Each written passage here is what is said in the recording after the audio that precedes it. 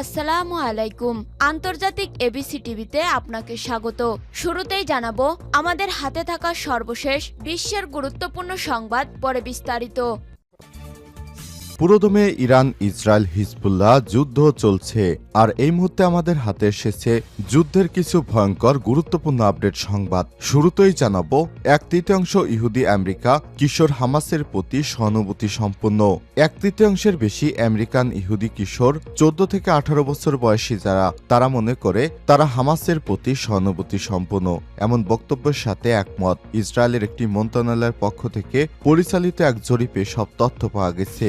1 বছরের বেশি সময় ধরে গাজা যুদ্ধের প্রেক্ষাপটে ইসরায়েলের ডিয়াসপোরা অ্যাফেয়ার্স এবং কম্বাটিং অ্যান্টিসেমিটিজম এই জরিপ পরিচালনা করে। এতে দেখা যায় আমেরিকার ইহুদিদের 36.7% কিশোর ওই বক্তব্যের সঙ্গে সহানুভূতি প্রদর্শন করেছে। এরপর জানাবো সিরিয়ায় ইসরায়েলি বিমান হামলায় হিজবুল্লাহ কমান্ডার নিহত। মার্কিন সংবাদ মাধ্যম দাবি করেছে সিরিয়ায় সম্প্রতি বিমান হামলায় ইসরায়েলি সামরিক বাহিনী হিজবুল্লাহর এক সিনিয়র কমান্ডারকে হত্যা করেছে, যিনি 2007 সালে ইরাক মার্কিন সেনাদের উপর হামলার পরিকল্পনা করতে সহায়তা করেছিলেন বলে জানা গেছে। আজ এক প্রতিবেদনে খবর জানায় আল জাজিরা। এবারে জানাবো পশ্চিমবঙ্গের 6 আসনেই তৃণমূলের জয়। ভারতের পশ্চিমবঙ্গ রাজ্যে বিধানসভা উপনির্বাচনে 6টি আসনেই জয় পেয়েছেন মমতা বন্দ্যোপাধ্যায়ের তৃণমূল কংগ্রেস। আজ নির্বাচনের ফল প্রকাশ করে দেশটির নির্বাচন কমিশন সে ফলাফল এর সাফল্য দেখিয়েছে দলটি।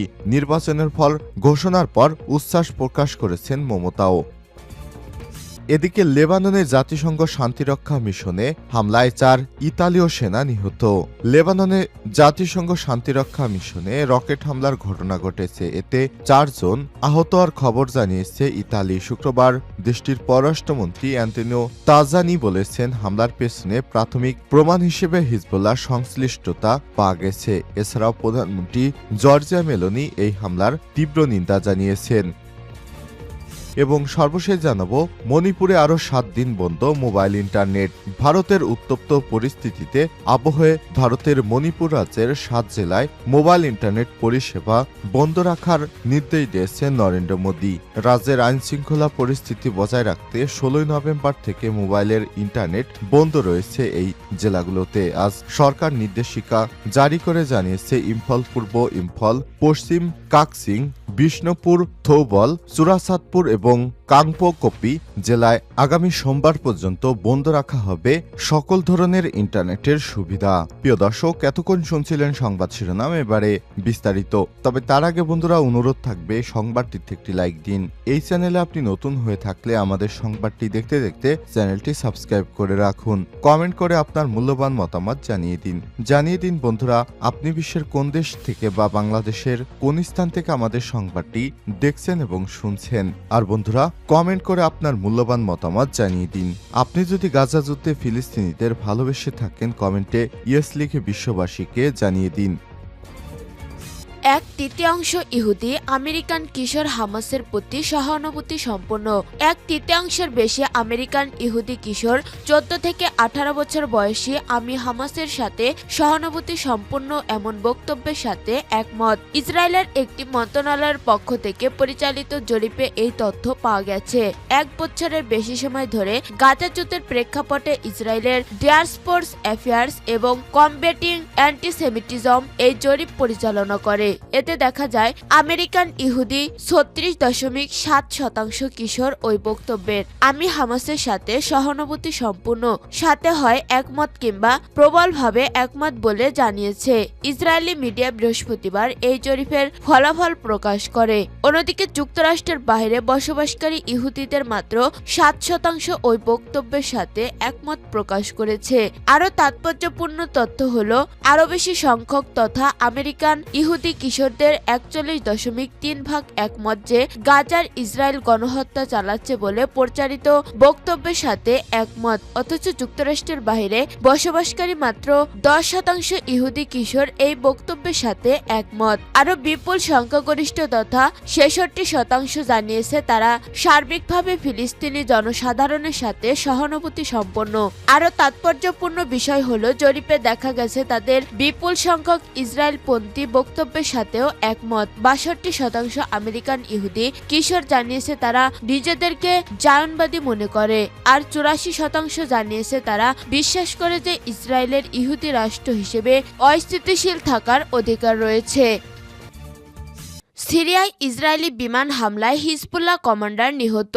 মার্কিন সংবাদ মাধ্যম দাবি করেছে সিরিয়ায় সাম্প্রতিক বিমান হামলায় ইসরায়েলি সামরিক বাহিনী হিজবুল্লাহর একজন সিনিয়র কমান্ডারকে হত্যা করেছে, যিনি ২০০৭ সালে ইরাকে মার্কিন সেনাদের উপর হামলার পরিকল্পনা করতে সহায়তা করেছিলেন বলে জানা গেছে। শনিবার ২৩ নভেম্বর এক প্রতিবেদনে এই খবর দিয়েছে আল জাজিরা।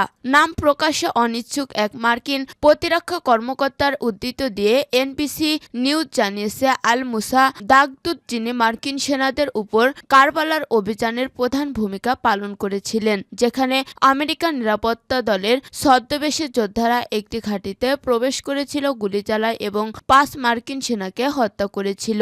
ঊর্ধ্বতন প্রতিরক্ষা কর্মকর্তা এনবিসিকে বলেছেন, কখন বা কোথায় সিরিয়ায় হত্যাকাণ্ড সংঘটিত হয়েছে তা তাৎক্ষণিকভাবে স্পষ্ট নয়, বা এটি বিশেষভাবে দাগদুককে লক্ষ্য করছে কিনা তাও স্পষ্ট নয়। জানা গেছে দাগদুক মার্কিন বাহিনীর হাতে ধরা পড়েছিল, কিন্তু পরে বাগদাদ থেকে মার্কিন প্রত্যাহারের পর ইরাকি সরকার তাকে ছেড়ে দেয়। গত সেপ্টেম্বর থেকে লেবাননে হিজবুল্লাহর বিরুদ্ধে হামলার পাশাপাশি সিরিয়াতেও আক্রমণ চালাচ্ছে ইসরায়েল। বৈরুতে ইসরায়েলের অব্যাহত হামলার মুখে অনেক হিজবুল্লাহ যোদ্ধা সিরিয়াতে আশ্রয় নিয়েছে।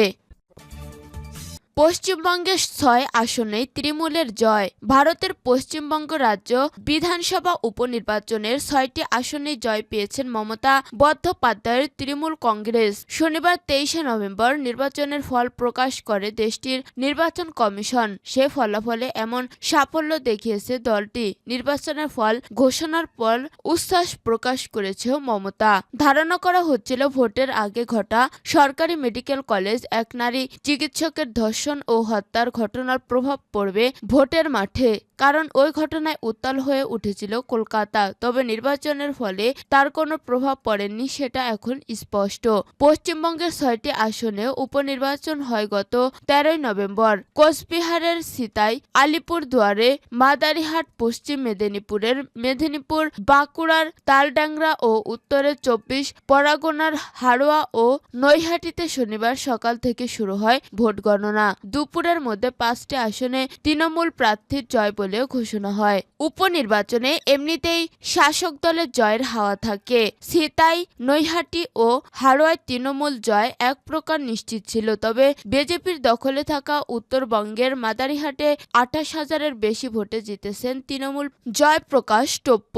এছাড়া সিতাই সঙ্গীত রায়, নৈহাটিতে সন্ত দে এবং হাড়োয়াতে শেখ রবুল ইসলাম বড় ব্যবধানে জিতেছেন। সবশেষ তালডাংরার ফল ঘোষণায় দেখা যায় জয় তৃণমূলের ঘরেই এসেছে। শনিবার দুপুরের মধ্যেই উপনির্বাচনের ফল কার্যত পরিষ্কার হয়ে যাওয়ার পরে সাধারণ মানুষকে ধন্যবাদ জানিয়েছেন মমতা। এই জয় আগামী দিনের তৃণমূল মানুষের জন্য কাজ করায় আরও বেশি উৎসাহ পাবে বলে জানিয়েছেন তিনি। উপনির্বাচনের ফল নিয়ে সামাজিক মাধ্যমে পোস্টে মমতা লিখেছেন, আমার অন্তরের অন্তঃস্থল থেকে মা মাটি মানুষকে জানাই প্রণাম। আপনাদের এই আশীর্বাদ আমাদের আগামী চলার পথে আরো সক্রিয়ভাবে কাজ করার উৎসাহ দেবে। সাধারণ মানুষই আমাদের ভরসা, আমরা সবাই সাধারণ মানুষ, এটাই আমাদের পরিচয়। লেবাননে জাতিসংঘ শান্তিরক্ষা মিশনে হামলায় ৪ ইতালি সেনা আহত। লেবাননে জাতিসংঘ শান্তিরক্ষা মিশনে রকেট হামলার ঘটনা ঘটেছে। এতে ৪ সেনা সদস্য সামান্য আহত হওয়ার কথা জানিয়েছে ইতালি। শুক্রবার দেশটির পররাষ্ট্রমন্ত্রী অ্যান্টোনিও তাজানি বলেছেন, হামলার পিছনে প্রাথমিক প্রমাণ হিসেবে হিজবুল্লাহর সংশ্লিষ্টতা পাওয়া গেছে। এছাড়া প্রধানমন্ত্রী জর্জিয়া মেলোনি এই হামলার নিন্দা জানিয়েছেন। শুক্রবার ২২ নভেম্বর এক প্রতিবেদনে এই খবর দিয়েছে আল আরাবিয়া। এক বিবৃতিতে জর্জিয়া মেলোনি বলেন, দক্ষিণ লেবাননে ইউনিফিলের ইতালীয় সদর দপ্তর নতুন হামলার শিকার হওয়ায় গভীর ক্ষোভ ও উদ্বেগ প্রকাশ করেছি। ইতালি প্রধানমন্ত্রী আরও বলেন, এই আক্রমণগুলো অগ্রহণযোগ্য। সংঘাতে লিপ্ত থাকা সব পক্ষকে ইউনিফিল সদস্যদের সুরক্ষা নিশ্চিত করা এবং দায়ীদের দ্রুত চিহ্নিত করার জন্য সহযোগিতা করার আহ্বান জানায়। মেলোনি অবশ্য কোনো পক্ষকে দোষারোপ করেননি, তবে তার পররাষ্ট্রমন্ত্রী এবং উপপ্রধানমন্ত্রী তাজানি সাংবাদিকদের বলেছিলেন এই হামলার সম্ভাব্যত হিজবুল্লাহ করেছে। তুরিনে তিনি বলেন, হামলায় দুটি ক্ষেপণাস্ত্র ছিল বলে মনে করা হচ্ছে, যা থেকে মনে হচ্ছে সেগুলো হিজবুল্লাহর উৎক্ষেপণ করেছে।